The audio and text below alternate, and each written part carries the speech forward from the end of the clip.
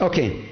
The remainders of the verse, like I say, حتى لا تكون فتنة, that there is no more pressure or persecution. So actually the section really deals with unprovoked aggression, which I promised to come back to. You know that verse in Surah Al-Baqarah, it's a very important one. Chapter 2, verse 191. وَقَاتِلُوا فِي سَبِيلِ اللَّهِ الَّذِينَ يُقَاتِلُونَكُمْ وَلَا تَعْتَدُوا إِنَّ اللَّهَ لَا يُحِبُّ الْمُعْتَدِينَ. Fight in the way of God. Some people quote only here and stop. لا تقربوا الصلاة. Fight in the way of God. If you continue, those who fight again, and believe me, I have seen literature sent to me and questions.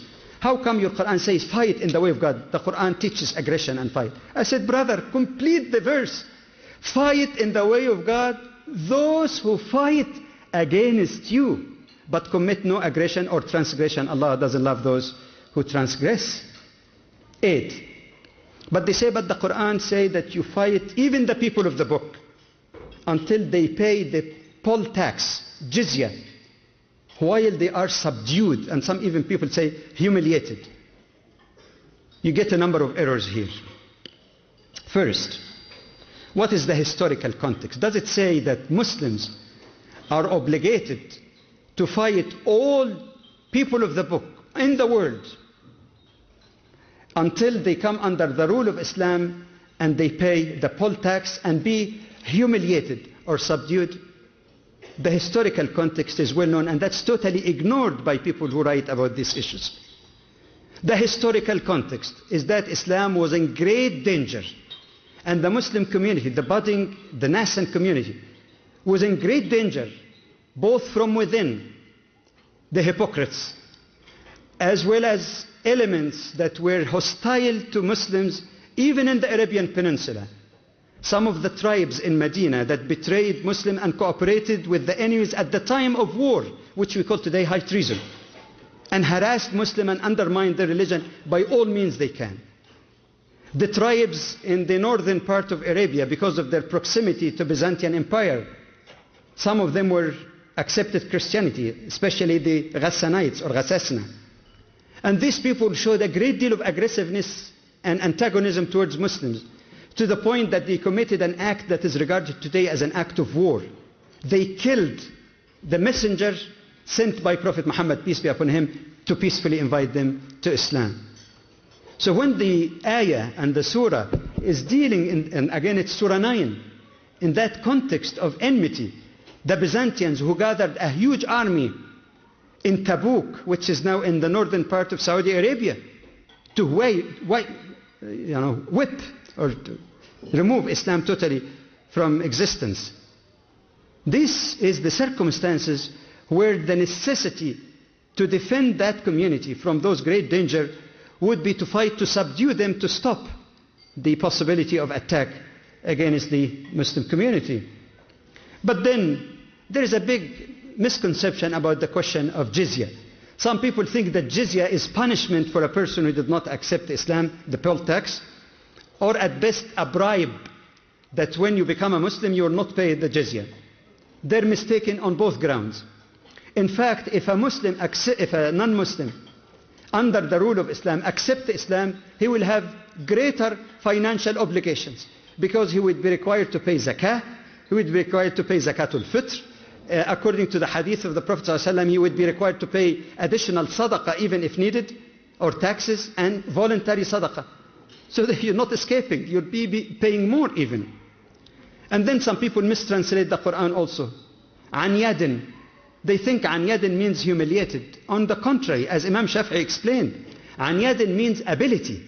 In the Arabic language, yad, like they say, al-yadul ulya khayur min al-yad, yad actually is a symbol of ability. That means, as Muslim scholars interpreted, that you cannot impose jizya on a woman, a child, an old man, a person who's poor. He must be able to pay that poll tax.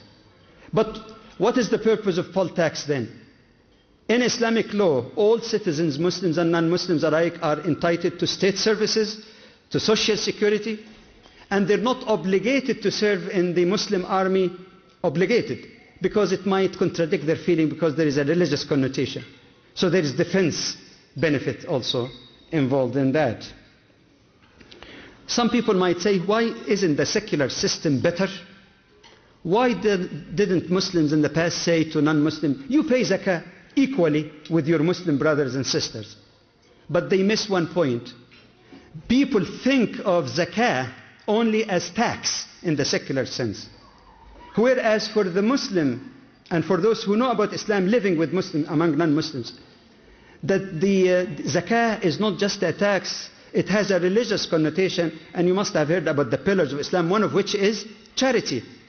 Actually, it is more respect of the religious sensitivities to say don't pay zakah, which is religious, pay the equivalent, pay jizya. And by the way, some scholars like Dr. Abdul Karim Zaidan, in an excellent book about the rights of non-Muslims under Islamic State, he made it clear that this is not a religious duty on Muslim to have jizya. If in the judgment of an Islamic government they want to apply another system, it is not really a must. And then finally, the biggest misunderstanding, وَهُمْ صَاغِرُونَ.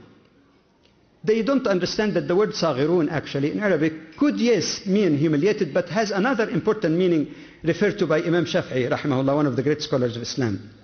صَاغِرُونَ here means accepting the authority of the Islamic State. But let me ask you that question. When you make your tax return before April 1st, and when you pay tax to the Canadian government, you have the same sagar. You're admitting the authority of Canadian government to impose tax on you, don't you? The same thing. Saghirun, that means accepting the legitimacy of the Islamic government under whose protection they are living. Okay, very quickly, a couple of more. Fight constantly against your neighbors. قَاتِلُوا الَّذِينَ يَلُونَكُمْ مِنَكُمْ, and let them find firmness in you. I don't want to repeat much. Historical context appear in the same surah, surah number 9, about those who represented threats to the Muslim community. And there is another historical evidence. Prophet Muhammad, peace be upon him, even when he moved to Medina, migrated to Medina, had a powerful following who were willing to sacrifice.